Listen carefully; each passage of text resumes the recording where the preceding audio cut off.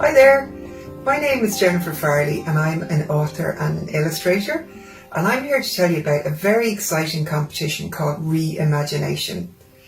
Before we talk about that, I'd love to show you some of the books that I've worked on, and here they are behind me. This book here, Farrod's Rickshaw Ride, was the first book that I ever worked on, so it was very exciting for me as an illustrator to do a complete book. This was written by Rowan Oberman, and it's all about a little boy in Bangladesh who gets a present of an Irish football jersey. These books here at the front are some of the more recent books that I've worked on. Island of Adventures is a book I wrote and illustrated, and it's about some of the really cool things that you can do in Ireland, like people can go and kayak under the stars, people go diving at shipwrecks, people climb these huge sea stacks out at sea. So that's what this book is about, and we're going to come back to that in a few minutes and do some drawing. Last year I worked on this book called Shooting for the Stars, and this was written by Dr. Nora Patton, and Nora is an amazing scientist who is going to be Ireland's first astronaut. This book shows you all the kinds of training that a scientist or a person has to do before they become an astronaut. And it shows you how people live on the space station and how they actually get to the space station. This book is the most recent book that I've worked on, and it was written by Elena Brown. It's called Take the Lead, and it's all about training your dog and how to get your house ready or your home ready for when a dog comes home, and how you can look after a dog. I have 2 dogs myself, and I'm absolutely mad about them, so this was a really fun book to work on. So now let's talk about something very, very exciting. Have you heard about the Re-ImagineNation competition? An Post and Children's Books Ireland want you to reimagine your favourite story. Just draw a scene from a book you love, but include yourself as a character. Your entry will be judged by some of Ireland's best children's books artists, and you could win an amazing prize. For full details, visit onpost.com/readers wanted. So, let's just talk very briefly again about Island of Adventures. This is filled with some of the adventures that you can do around Ireland. Like, for example, you could go and watch hot air balloons taking off and landing. You could maybe try stand-up paddleboarding. You could maybe go and visit Newgrange. Or maybe you could go to Skellig Michael and visit the old monks' houses down there.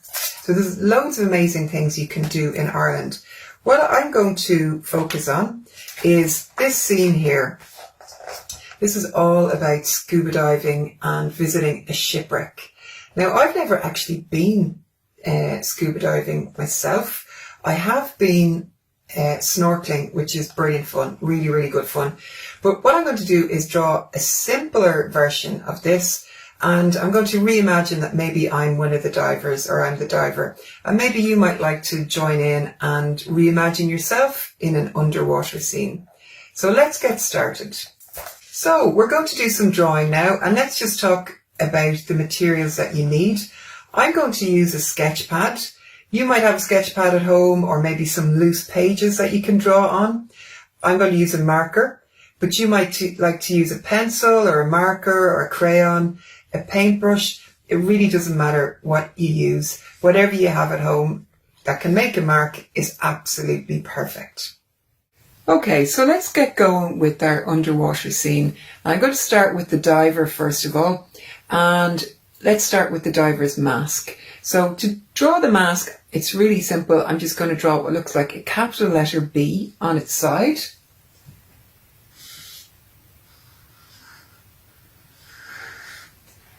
And then we'll draw the same thing again inside that one. Okay, and then just a couple of little eyes and a nose. And then we'll draw the diver's hat. Okay, because it's going to be pretty cold under the water, so they're going to have a wetsuit and a hat on. So I'm just drawing what looks like a letter C coming out of the back of the letter B. Okay, now let's give the diver the rest of their face. Something a little bit like that. And now we draw the body coming out of the back of the diver. So I'm just going to bring the little hat down a little bit to there. And then I'm going to draw another curve. Something like that. Okay, so this is the edge of the diver's body. Now, let's say that the diver has a couple of arms coming out this way. And let's give the diver a hand. Something like that. Okay, now that we know where the diver's arm is, let's bring the body around, the rest of the body around. So this is actually the diver's leg there. So I've just drawn a little ankle and then big curve around back up to there. Now, kind of looks a little bit like a seal maybe at the moment, but we're working on it and we'll get some more legs going on here. Let's have one more leg come up here. And let's put an oxygen tank on the diver's back. Okay, so the tank is going to sit there like that. Let's put maybe a little stripe or something on it. And the diver is wearing that over their shoulders and around their waist. Okay. So another piece of equipment that the diver needs is a pair of flippers. So let's put those in down here. So I'm going to draw a big pair of flippers and bring those back down to about there. Maybe put a couple of lines on it. And the same thing here, big pair of flippers. And we bring those back around to the ankle. Something like that. So the diver is nearly finished. There's still a couple of pieces that we're missing. One thing the diver could do with is maybe another arm here. That would help. And we'll put in another hand. And we've got the oxygen tank, but it's not going anywhere. So at the moment, the diver is going to find it very hard to breathe underwater. So what we need to do is put a regulator in the diver's mouth. And that regulator attaches on to the back of the oxygen tank. So now the diver can breathe underwater, which is going to be much better for everybody. So other things the diver might have is maybe an underwater watch. That way they can keep track of how long they're actually underwater. Maybe they might have something like some kind of little holder here that would hold something, maybe like a knife, in case they got caught in a net or got caught in a shipwreck or something like that. They could maybe cut themselves out, but hopefully they'd never have to use that. But the thing that I would love to meet if I went on scuba diving, I would actually love to meet a dolphin underwater. So let's draw one of those into the scene. Now we're going to give this dolphin a little nose to begin with. So we draw it up something like that. And then I'm going to draw a big backwards letter C that comes down, something like that. Then we'll join the dolphin's nose up, something like that. And again, we're going to draw another backwards letter C, but we're going to leave a little space here to put in some fins, and we'll bring it back round to about there. So it's not quite recognizable as a dolphin just yet, but let's put in a couple of sets of fins. So maybe something like that. And then something on the other side that the dolphin can use for steering. Okay, and of course a dolphin has a very recognizable fin on its back called the dorsal fin. So let's put that in there as well. Okay, now let's give an eye, and I'm just going to put a little mark in there to make it look like the dolphin's nose is appearing a bit more. Now, one of the things I really love about dolphins is they kind of look like they're smiling, I think. So we'll just bring a little bit of a smile up to there. And one more line coming down here, because it kind of looks sometimes as if dolphins' tummies are a lighter colour than their back. So that line can just be an area where it's lighter. And then finally on this dolphin, we're going to put in its tail. So just slightly up from this line here, I'm going to draw a bit of a curvy line, and we bring it up to there. And another curvy line, a bit like that. So it looks a little bit like a moustache, but that's the dolphin's legs. Now, both the dolphin and the diver might have a few bubbles coming out around them. So this will help make the scene look like it's really underwater. Okay, other things that we might have are maybe something like a kind of a sandy floor, maybe on the ocean. And if I was in the water, I would love to find a treasure chest. So we'll draw one of those in. So that's pretty easy. We'll just draw what looks a bit like a cube. So there's the front of the treasure chest. And then we'll draw something that goes back a little bit like that. That's the side. And then along the top, we might have something like this with a bit of a curve on it. And then some of those old treasure chests, they have like a big lock on the front. So we might have something like that, and maybe a handle for carrying. And we'll just put in a couple of lines so it looks like it's made out of wood.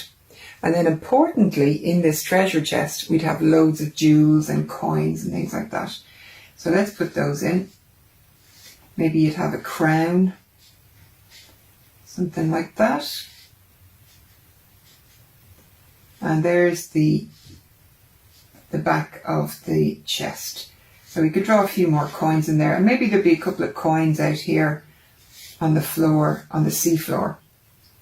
Okay, so a few other things that we might have. Maybe it'd be nice to see a starfish in there. So let's just draw a star shape. And it'd be nice maybe to give it a little smiley face. Okay. Something else you might see on the seafloor maybe would be a crab scuttling along. So I'm going to draw kind of an oval shape. And then the crab has pincers at the front. So let's draw the letter C. And then pincers, and then a backwards letter C. So there's his claws at the front.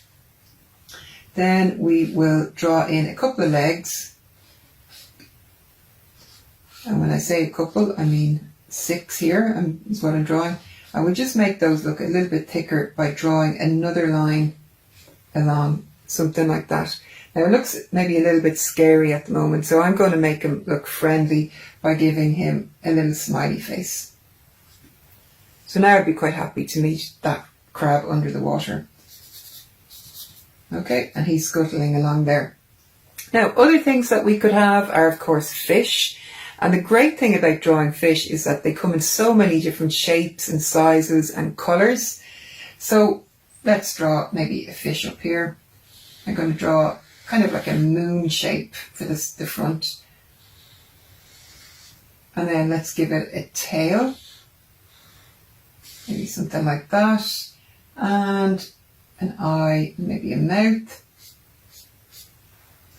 Let's draw another one down here. Give it a big tail. Give this one some fins up there and maybe a fin down the bottom. And maybe this one has some lips as well. And you could decorate this with spots or stripes or whatever colours you like when you're drawing this yourself. And we'll do one more fish maybe. Let's say we draw a big one here.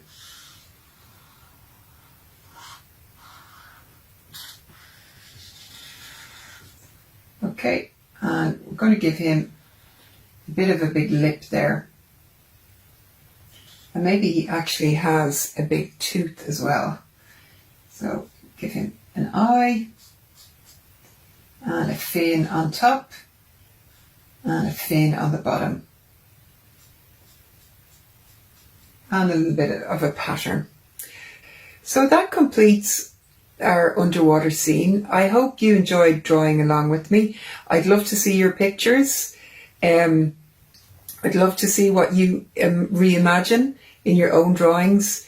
Thank you so much for taking part today. I really hope you enjoyed drawing along with me. Don't forget to get creative and enter the On Post Re-ImagineNation competition supported by Children's Books Ireland. What story will you reimagine yourself into? To enter the competition, simply reimagine yourself into your favourite scene and tell us in 20 words why this is your favourite. Visit onpost.com/readers wanted for full details on how to submit your entry. I would absolutely love to see your drawings, and you can share your work on social media with the help of an adult using the hashtag #ReadersWanted. Thanks again, and bye!